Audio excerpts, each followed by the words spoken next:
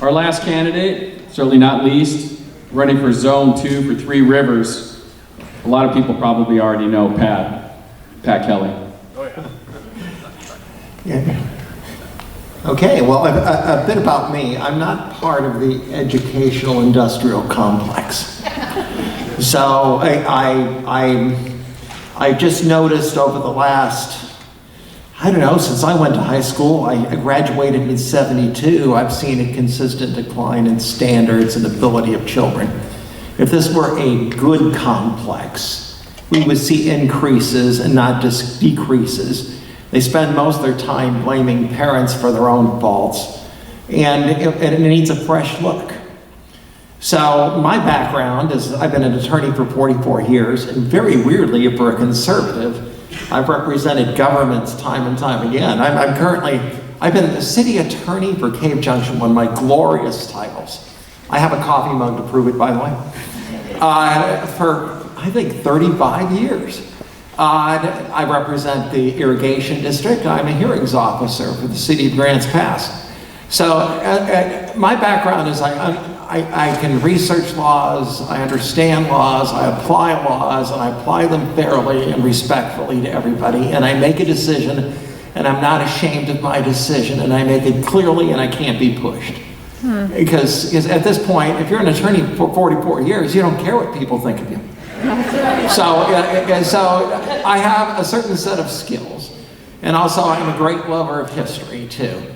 And how I got involved in this, everybody has a triggering event and how they got involved. And so I would ask the very nice people who serve me coffee at the stands in the morning, and by the way, these are smart people because they can remember 300 customers and their orders, and they are exceptionally polite, and they can even make change, you know? So these are good people. And I would ask them, okay, who were the sides in the American Civil War? I get about a 50% answer, and they have no idea. 50% have no idea. Then I ask them, another time I'll ask them, well, who had the slaves in the Civil War, if they know the two sides? And I know there's a more sophisticated answer, but the high school answer is, the South had the slaves. They can't answer that question. They have no idea. Yeah, and they said, well, I discovered, at least I believe at the point, it is the current purpose of our educational system to hollow us out, not fill us up. And to hollow us out and put new identities in, new thoughts in, and reject that which has been traditional, and that's what has been associated with America for the last 250 years.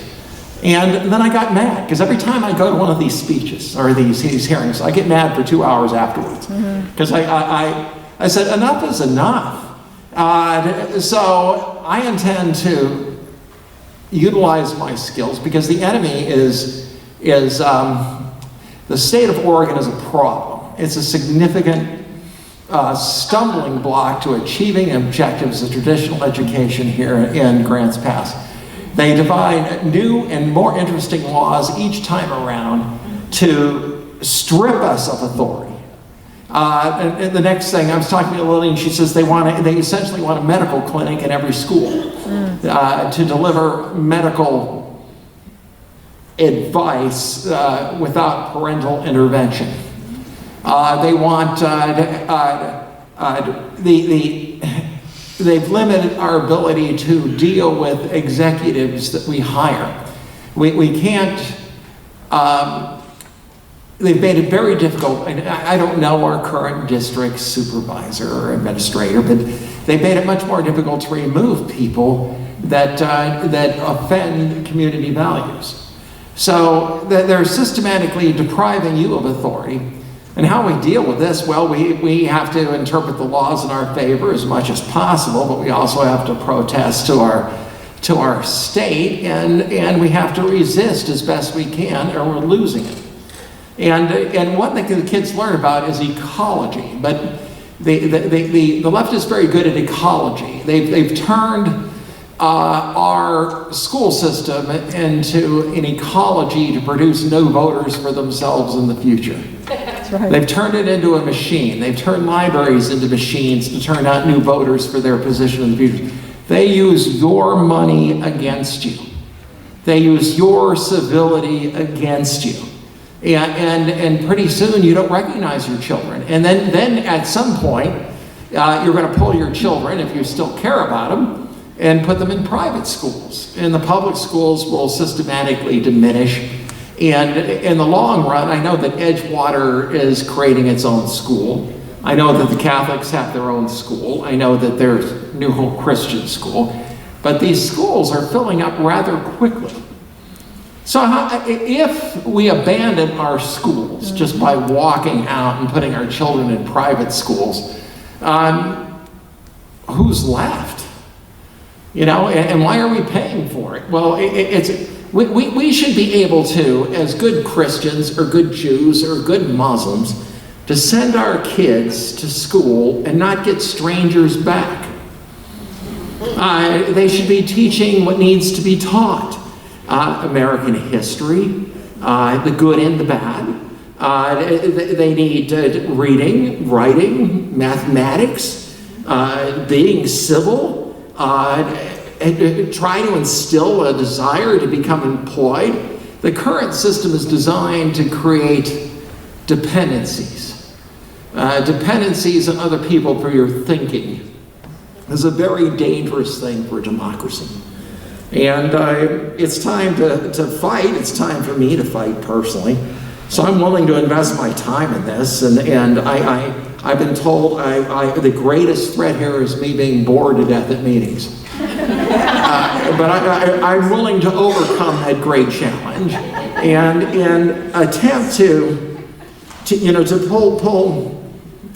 pull us all together. I mean, there's so many things we have in common. Why do they constantly emphasize what sets us apart? By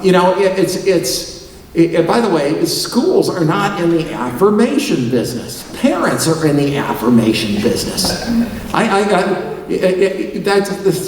If you affirm, the values that will eventually destroy families, I don't think that's a really good a course of action for the country.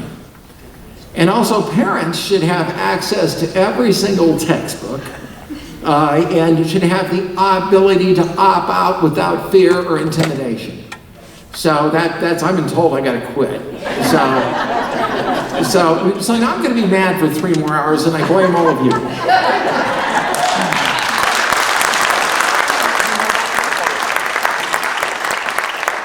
For the school board members, if you win these spots, you're going to be asked to put your right hand up in the air and say that you will follow the laws of the United States Constitution. But as Pat points out, it seems like very few, and I hate to say it, but maybe none of the students graduating from public high school know anything. That they have no idea. They don't know who any of the founding fathers are. They don't know how this country was founded. I'm just one man's opinion. I personally believe that if our kids do not begin to have history ingrained in them at a young age and over many years, that we will lose our liberty because they will drift from us. And Pat, what a great comment. You get back strangers. You drop them off at school and strangers come home after they graduate. So my first question has to do with that. How big a role do you think history, and you're gonna have to make it short, and that's my fault. You could address it later with some of the people here. How big a role or how many years do you think U.S. history and American history should be taught in school? And Pat? I like all the other answers, but I just can't stick with ditto. So at the end, I get to do the big picture. The truth is, the brutal truth is, 200 years ago, I'll bet that every one of your ancestors were peasants. European peasants tied to the land. The truth was that their vocabulary was between somewhere in 300 and 500 words. They never left without permission more than 5 miles from home. The United States is a little different than most countries on earth because on our own, we escaped that system. And I am not going to, and it seems to me, and I'm going to be absolutely brutal here, that forces in America are attempting to make us serfs again. You have no value except to, I remember the line in Ben-Hur, we keep you alive to serve this ship, row well and live. You have no value as individuals. When people finally threw off the yoke of serfdom, came here, they came because you were valued as an individual. You weren't owned by the state. You are not subjects. People who live in England are subjects. They own you in England. Here, you're a citizen. You're free. You have value as an individual. You get to rise and fall on your own initiative. And I'll be damned if they're going to take that away from my children and my grandchildren and go back to that lovely form of serfdom where they could tell us to eat crickets, drive defective automobiles, and never go more than 5 miles from home while they live a life of luxury. Yep. This is what they have planned for us. The schools are part of the fight. It's a bigger fight. And if you want to keep your freedom, it's time to open up your mouths, open up your wallets to support candidates, and for God's sakes, get votes and get your neighbors to vote, because as it stands now, your children are headed for a very nice form of serfdom. And I think that our founding fathers and everybody who's fought in a war in America to preserve our freedom will hate you for that. Do you want to live with that? I don't. Thank you, Pat. I appreciate that. I'm sure everybody does. So